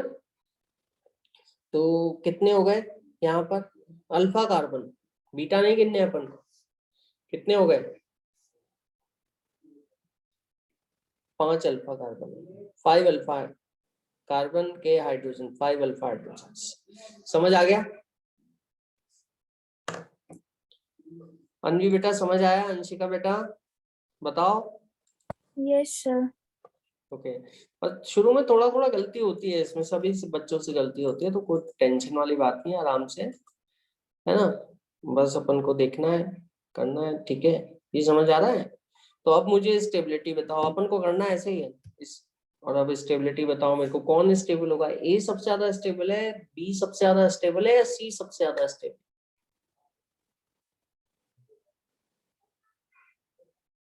किसमें सबसे ज्यादा हाइपर कॉन्जुगेशन हो सकती है? डबल बॉन्ड को कहाँ सबसे ज्यादा इलेक्ट्रॉन मिल सकते हैं? बी के अंदर 9 अल्फा हाइड्रोजन है, ए में 5 है और सी में 1 है। तो सबसे ज्यादा अल्फा हाइड्रोजन जो मिलेंगे बी में मिल सकते हैं सर, जो इलेक्ट्रॉन डेंसिटी है हाइपर कॉन्जुगेशन से, क्योंकि 9 hydrogen are there, they can turn by turn give their electrons to the double bond. तो बी, फिर उसके बाद ए, फिर सबसे आखिर में सी।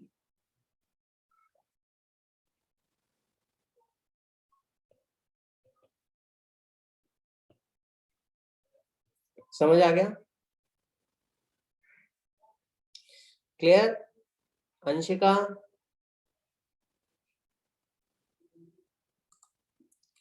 अंशिका समझ में आया कि नहीं आया बेटा? Yes sir. ठीक है, तो इसमें बस इस तरह से अपन को देखना है। क्लियर? एक और एग्जाम्पल करते हैं अपन।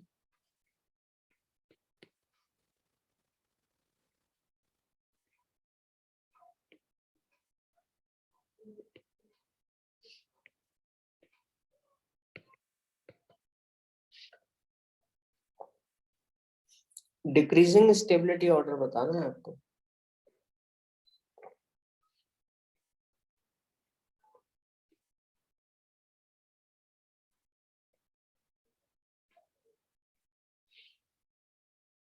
यहाँ पे भी वही करना है अपन, अल्फा हाइड्रोजन काउंट करने हैं, जिससे अपन को मालूम पड़ेगा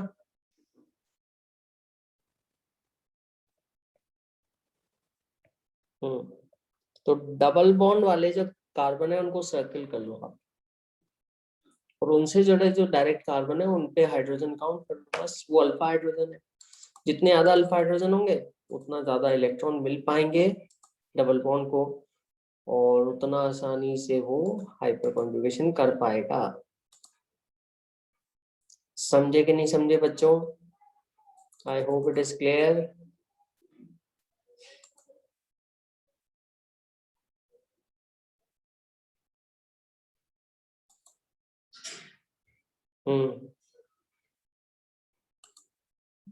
बताओ अल्फा हाइड्रोजन बताओ पहले तो।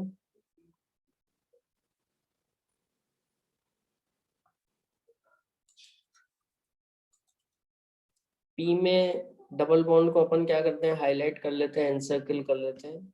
ठीक है, तो ये ऐसे कर दिया, तो ये इससे कार्बन जुड़ा, ये कार्बन जुड़ा, तो 2 अल्फा कार्बन है। यहाँ पे हाइड्रोजन कितने हैं? 2 हाइड्रोजन है, क्योंकि बाकी के 2 तो बॉन्ड दिख ही रहे हैं आपको। जितने लाइनें बनी हुई है तो कार्बन कार्बन बॉन्ड है, जो लाइंस नहीं ड्रॉ की हुई 4 बॉन्ड आपको कंप्लीट करने हैं। ठीक है, तो 4 alpha hydrogen, right. Similarly in Q में just highlight this double bond and there is a carbon over here at the top, carbon on the left hand side and there is a carbon at the bottom. ठीक है, यहाँ पे कितने hydrogen है? मैं dot लगा रहा हूँ 3, क्योंकि एक लाइन दिख रही है तो 3 नाइट्रोजन होंगे। यहाँ पे कितने? 2 हाइड्रोजन है, 2।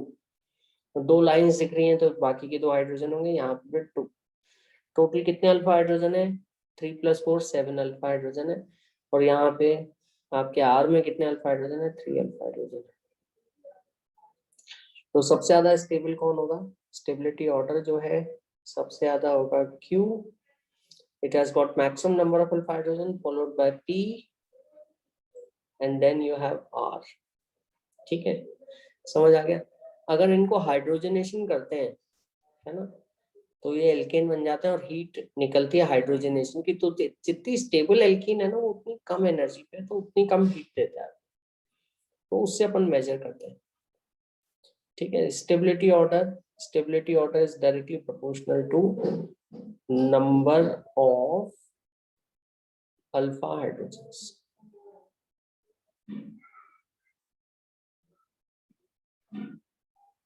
समझ में आ गया? क्लियर?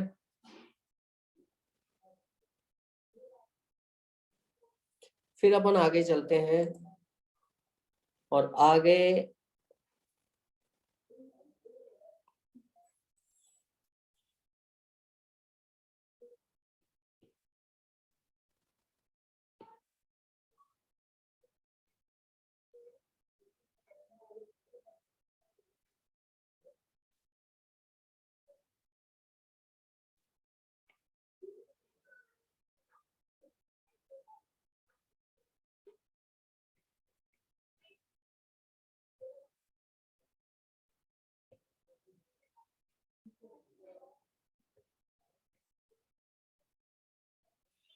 आगे अपन ने देखो शुरुआत में इंडक्टिव इफेक्ट किया, फिर रेजोनेंस किया, ठीक है, फिर अभी अभी अपन ने हाइपर कॉन्जुगेशन किया, ठीक है। ये परमानेंट इफेक्ट होते हैं, electronic displacement effect permanent effect होते हैं ये तीनों। टेम्पररी इफेक्ट भी होते हैं। टेम्पररी इफेक्ट जो है आपका ये इंडक्टिव इफेक्ट जैसा अपन ने देखा था, आपको दिख रहा है, ये अपना इंडक्टिव इफेक्ट का लेक्चर है कि इंडक्टिव इफेक्ट में जब तक क्लोरीन है तब तक वो इलेक्ट्रॉन खींचता रहेगा, और तब तक इलेक्ट्रॉन क्लोरीन की तरफ शिफ्टेड रहेंगे, तो क्लोरीन डेल्टा माइनस रहेगा, है ना। तो ये परमानेंट इफेक्ट है, और पास वाले पे डेल्टा प्लस रहेगा, ठीक है। लेकिन there are certain effects which are temporary, जो हमेशा नहीं होते, उनको अपन इलेक्ट्रोमैग्नेटिक इफेक्ट कहते हैं, ई इफेक्ट शॉर्ट में, ठीक है। और ये कोई जैसे मान लीजिए डबल बॉन्ड है, और मान लीजिए कोई ऐसी स्पीसीज आ रही है जिसको इलेक्ट्रॉन चाहिए बाहर से, इलेक्ट्रॉन लेने वाली स्पीसीज आ रही है, ठीक है, तो वो इस डबल बॉन्ड के इलेक्ट्रॉन अपनी ओर खींच लेगी। लेकिन ये जो खींचना है ये सिर्फ तभी तक होगा जब तक, क्योंकि बाहर से कोई आके खींच रहा है, जब तक वो बाहर वाली चीज है, अगर उसको हटा लोगे तो ये इलेक्ट्रॉन नहीं खींचेंगे, जाहिर सी बात है। किसी एक्सटर्नल सब्सटेंस की प्रेजेंस में इलेक्ट्रॉन का खींचना या दिया जाना इलेक्ट्रोमैग्नेटिक इफेक्ट कहलाएगा आपका, राइट। तो ये टेम्परेरी इफेक्ट है, it is a temporary effect, लिख लीजिए आप लोग।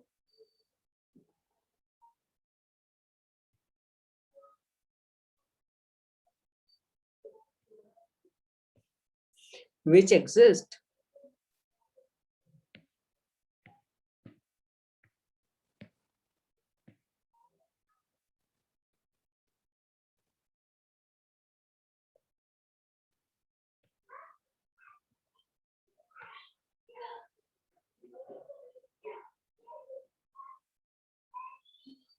only in the presence of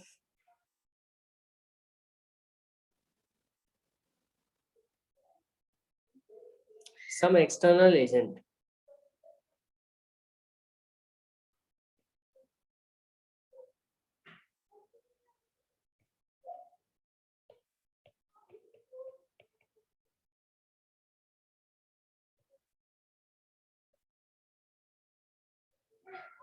इस एक्सटर्नल रिएजेंट को अपन कहेंगे इलेक्ट्रोफाइल या न्यूक्लियोफाइल।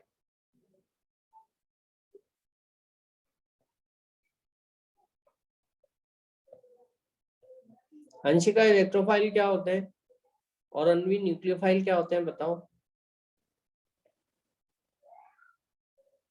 Sir nucleus loving. हाँ, न्यूक्लियस लविंग स्पीसीज न्यूक्लियोफाइल होते हैं। कोई और sir example? Electro loving species electrophile होते हैं। हाँ, वेरी गुड।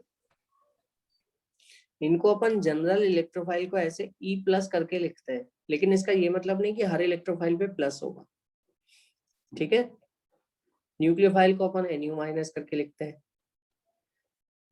इसका ये मतलब भी नहीं कि हर जना पे हर न्यूक्लियोफाइल पे माइनस होगा। इलेक्ट्रॉन लेने वाली स्पीसीज है ना, इलेक्ट्रॉन एक्सेप्टर इलेक्ट्रोफाइल कहलाती हैं। इलेक्ट्रॉन लविंग स्पीसीज इलेक्ट्रोफाइल कहलाती हैं। These are generally positively charged,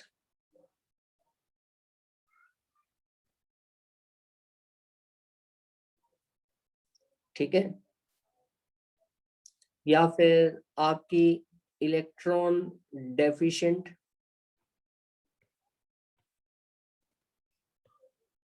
species. ये कंप्लीट पॉजिटिव चार्ज भी हो सकता है या पार्शियल पॉजिटिव भी हो सकता है, इसको इलेक्ट्रोफाइल कहें, ठीक है। न्यूक्लियोफाइल क्या होगा? न्यूक्लियस लविंग स्पीसीज, मतलब कोई, किसी को न्यूक्लियस चाहिए, तो न्यूक्लियस मतलब कोई एटम से जुड़ना चाहता है, किसी के पास इलेक्ट्रॉन तो है, इलेक्ट्रॉन नहीं चाहिए, इलेक्ट्रॉन तो उसके पास है, तो मैंने यहाँ पे एक लोन पेयर दिखा दिया आपको। ये न्यूक्लियोफाइल को रिप्रेजेंट करने का एक जनरल तरीका है। इसके पास इलेक्ट्रॉन है, इसको इलेक्ट्रॉन नहीं चाहिए बल्कि कोई एटम चाहिए जिसको इलेक्ट्रॉन दे सके, कोई न्यूक्लियस चाहिए ना, तो ये इलेक्ट्रॉन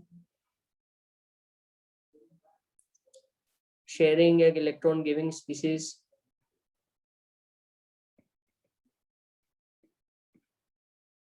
ये पॉजिटिव, जिस तरह से पॉजिटिव चार्ज या न्यूट्रल भी हो सकता है, ठीक है, ये भी आयनिक भी हो सकते हैं, न्यूक्लियोफाइल्स और न्यूट्रल भी हो सकते हैं, ठीक है, समझ आ गया। तो इलेक्ट्रॉन डोनेटिंग स्पीसीज है, इनके पास they generally possess lone pair या पाई इलेक्ट्रॉन्स,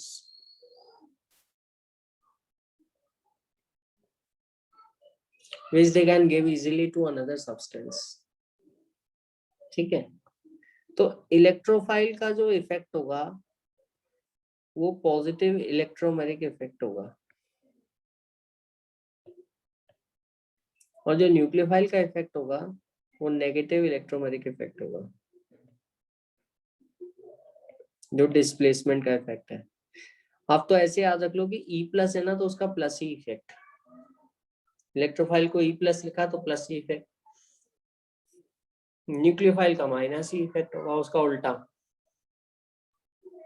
अब कैसे होगा इसको दिखाएं, तो जैसे अपन ने इंडक्टिव इफेक्ट लिखा, इंडक्टिव इफेक्ट में देखा अपन ने कि किस तरह से इलेक्ट्रॉन शिफ्ट हो रहे हैं, समझ आया, उसी तरह से यहाँ भी देखेंगे। तो यहाँ अपन क्या करते हैं, जैसे मान लीजिए कोई एल्कीन लिया है, पहले मैं एग्जांपल लिख देता हूँ, तो इलेक्ट्रोफाइल के न्यूक्लियोफाइल के, ताकि आपको फिर करते हैं अपन, और ये चीज आपके रिएक्शंस में बहुत काम में आएगी, ये ध्यान रखना। इलेक्ट्रोफाइल के एग्जाम्पल और न्यूक्लियोफाइल के एग्जाम्पल पहले लिख देता हूँ। कोई एग्जाम्पल आप बताना चाहेंगे? अनवी बताओ इलेक्ट्रोफाइल का कोई एग्जाम्पल। अंशिका?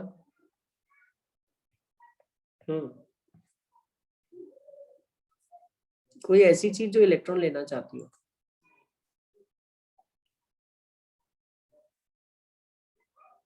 फ्लोरीन। हाँ, लेकिन उस पर चार्ज भी बताना पड़ेगा आप।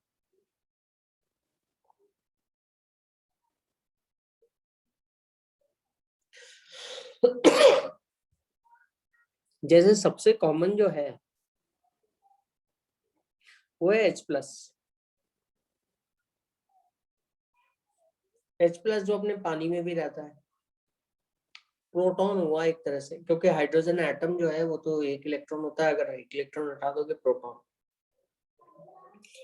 एक सबसे कॉमन इलेक्ट्रॉन लेने वाली स्पीसीज है जो पानी में रहती है ना, पानी के आयनाइजेशन से बनती है।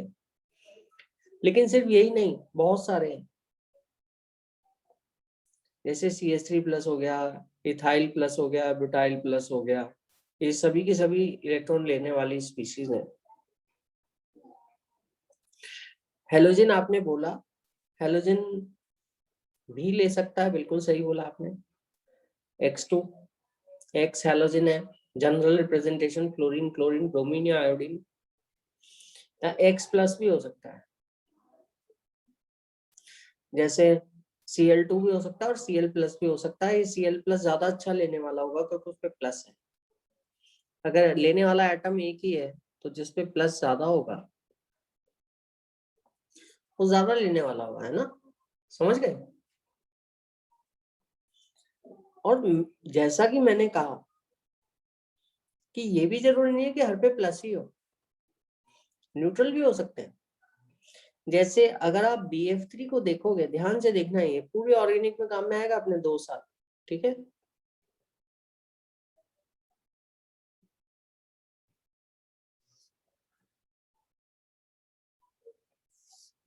BF3 को अगर आप देखोगे तो यहाँ पे 3 ही बॉन्ड है, 6 इलेक्ट्रॉन है, और ये जो मैंने खाली बॉक्स बनाया ना, ये क्या है? ये खाली p ऑर्बिटल है, समझ आया बच्चों? This is empty p orbital. आया कि नहीं आया समझ में? एम्प्टी पी ऑर्बिटल है तो ये क्या करेगा, इसकी इच्छा रहेगी किसी से इलेक्ट्रॉन ले ले, है ना, ताकि इसका ऑक्टेट पूरा हो जाए, इसके 8 इलेक्ट्रॉन पूरे हो जाए। तो ये भी एक इलेक्ट्रोफाइल है। इसी तरह से एक एल्यूमिनियम क्लोराइड AlCl3, वो भी इसी की बिरादरी का है, समझ आया। AlCl3 जो है वो भी एक लुईस एसिड या इलेक्ट्रोफिलिक स्पीसीज है जो इलेक्ट्रॉन देगा। हालांकि ये न्यूट्रल है, लेकिन न्यूट्रल लेने के बाद भी इनके इलेक्ट्रॉन पूरे नहीं है, या पूरे हों तो खाली ऑर्बिटल हो तो भी ले सकता है। ठीक है, जैसे और एग्जांपल अपन अगर देखें, हाँ जैसे CO2 भी इलेक्ट्रोफाइल है। अब कोई मेरे को बोलेगा कि CO2 पे तो कार्बन पे बॉन्ड पूरे पूरे हैं, ये क्यों लेने लगा भला। ठीक है, तो बच्चों मैं ये कहना चाहूंगा, ठीक है कार्बन पे बॉन्ड 4 हैं, लेकिन इन बॉन्ड को ध्यान दीजिए, ऑक्सीजन इलेक्ट्रोनेगेटिव है, ऑक्सीजन इलेक्ट्रोनेगेटिव है, कार्बन पे पार्शियल पॉजिटिव चार्ज है, जिससे कार्बन खींचने वाला बन जाता है, और जब ये खींचेगा तो ये कोई पाई इलेक्ट्रॉन हटके साइड में हो जाएगा, तो ये एक इलेक्ट्रोफाइल है, समझ आया। इसी तरह से SO3 भी एक इलेक्ट्रोफाइल है। कोई बोलेगा इस पे तो इतने सारे बॉन्ड है, लेकिन बॉन्ड हटते हुए भी देर नहीं लगेगी, क्यों, क्योंकि इतने सारे ऑक्सीजन जो लगे हैं तो ये इलेक्ट्रॉन ले सकता है ना।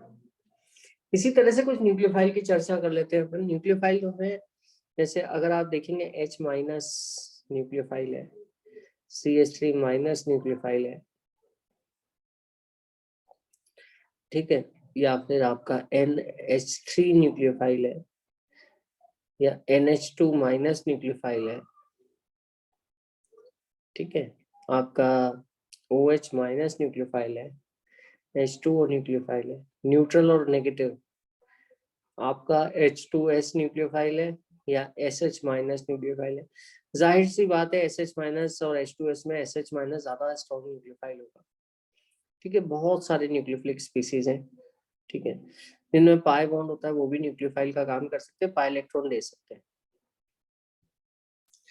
ठीक है, तो ये सब इलेक्ट्रॉन देने वाले न्यूक्लियोफाइल है और लेने वाले इलेक्ट्रोफाइल है। समझ गया अंशिका। तो यस ये सर। हाँ इलेक्ट्रोमेरिक इफेक्ट कैसे होगा, तो जैसे मान लीजिए मैंने एक एल्कीन रखी, ठीक है, और मान लीजिए मैं जनरल लिख रहा हूँ, बजाय मेरे स्पेसिफिकली दिखाने के मैं क्या करता हूँ, एक इलेक्ट्रोफाइल ऐसे लिख देता हूँ, ये एल्कीन है और इलेक्ट्रोफाइल आ रहा है, ठीक है। अब ये जो फिनोमेना अपन देखने जा रहे हैं, ये सिर्फ इलेक्ट्रोफाइल की प्रेजेंस में ही होगा, अगर इलेक्ट्रोफाइल हट जाएगा तो नहीं होगा। तो ये इलेक्ट्रोफाइल क्या है, पाई इलेक्ट्रॉन को अपने ऊपर खींच लेगा। पाई इलेक्ट्रॉन जो ऐसे थे निकल के इलेक्ट्रोफाइल से जुड़ जाएंगे, क्योंकि उसको इलेक्ट्रॉन चाहिए, तो इलेक्ट्रॉन खींच लिए। क्या ये परमानेंट इफेक्ट है या सिर्फ इलेक्ट्रोफाइल की प्रेजेंस में ही हो रहा है?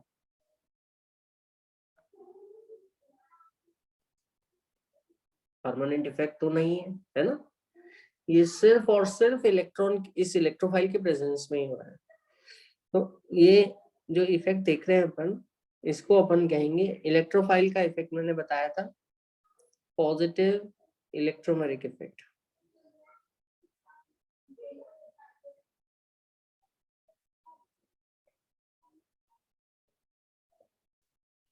ठीक है, तो ये सिर्फ इलेक्ट्रोफाइल की प्रेजेंस में ही होता है। अगर इस इलेक्ट्रोफाइल को मैं दूर हटा लूंगा तो वापस से क्या होगा, ये इलेक्ट्रॉन वापस से अंदर आ जाएंगे और वापस से वही एल्कीन मिल जाएगा।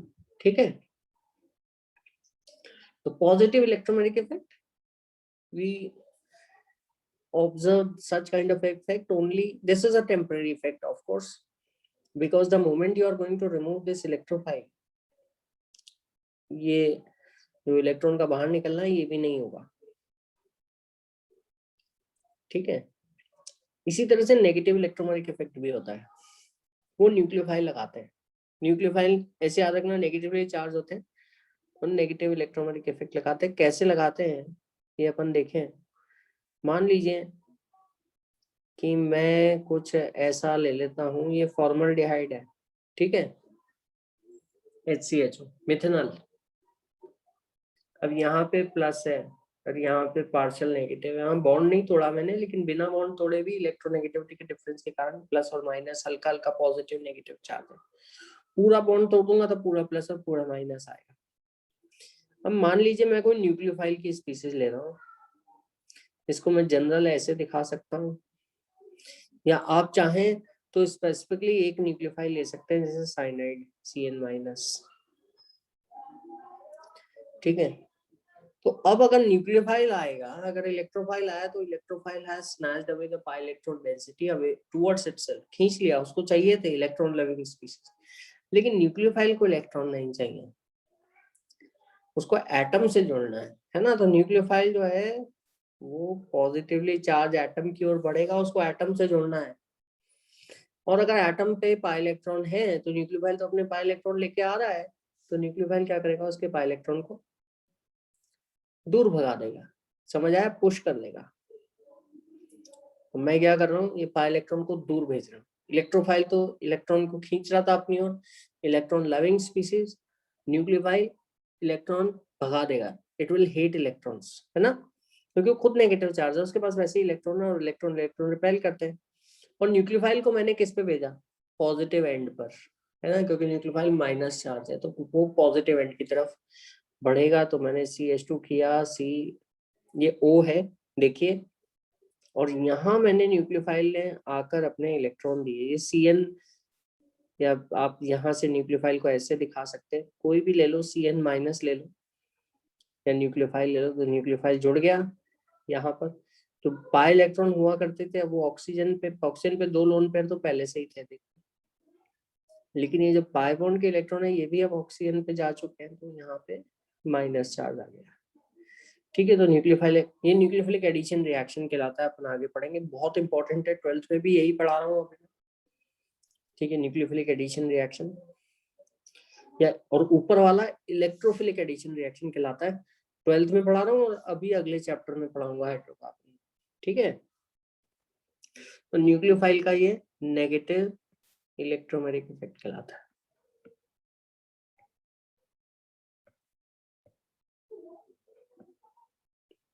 समझ आ गया, क्लियर है?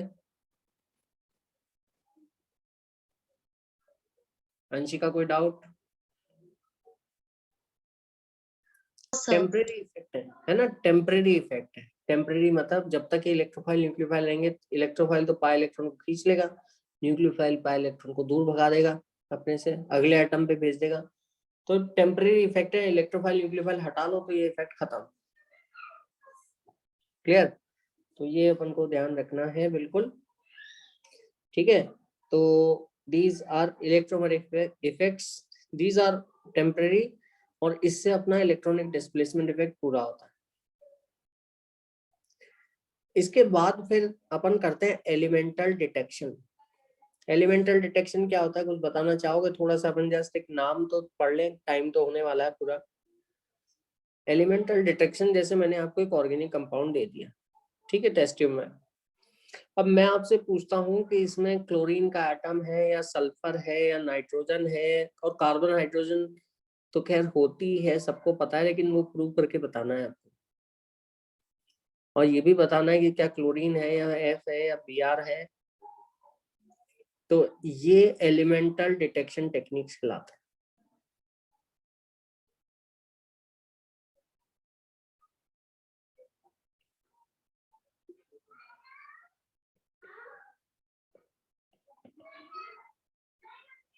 एलिमेंटल डिटेक्शन, इसको अपन कहते हैं क्वालिटेटिव एनालिसिस। अपन इनऑर्गेनिक में भी करते हैं, है ना। और इसमें अगर अपन इनकी क्वांटिटी को मेजर करेंगे तो वो होगा क्वांटिटेटिव एनालिसिस। तो क्वालिटेटिव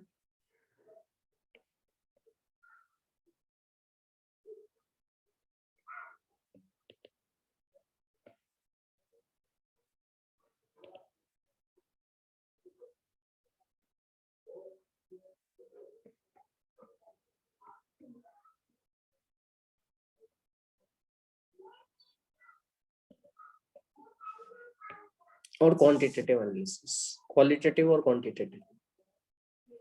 क्वांटिटेटिव में अपन मेजर करेंगे कि कितना अमाउंट है। मैं आपसे जैसे पूछूंगा कितने ग्राम्स, कितने परसेंट क्लोरीन है, कितने परसेंट ऑक्सीजन है, कितने परसेंट सल्फर है, ठीक है। क्वालिटेटिव में जस्ट प्रेजेंस शो करनी है आपको कि इतना है कि नहीं, बस, ठीक है। तो इसको अपन नेक्स्ट टर्न पे लेते हैं। आप जब तक इसको ढंग से रिवाइज कर लीजिएगा, कोई डाउट है तो जरूर पूछेगा बेटा, है ना। असाइनमेंट में मैंने कुछ क्वेश्चंस डाले हैं इसके हाइपर कॉन्जुगेशन के, उनको देख लेना, 4-5 क्वेश्चन है, बहुत अच्छे हैं, बेसिक क्वेश्चन है, आपका रिवाइज हो जाएगा, ठीक है। क्लियर? कोई डाउट बेटा? Anshika, any doubt, any problem? जो भी प्रॉब्लम हो बिल्कुल बताया करो, ठीक है। तो नो क्वालिटेटिव, सर। ठीक है, वेरी गुड। तो नेक्स्ट टर्न पे अपन एक क्वालिटेटिव एनालिसिस करेंगे, एलिमेंटल डिटेक्शन टेक्निक्स, बहुत बेसिक सा है, इसमें से रिवाइज कर लेना आप, एनसीईआरटी भी एक बार देख लेना, जो भी डाउट हो मेरे से पूछ लेना, ठीक है। मैं एंड करता हूँ yes class. Sir. Bye bye बेटा, good night, take care. Thank you sir. Okay बेटा।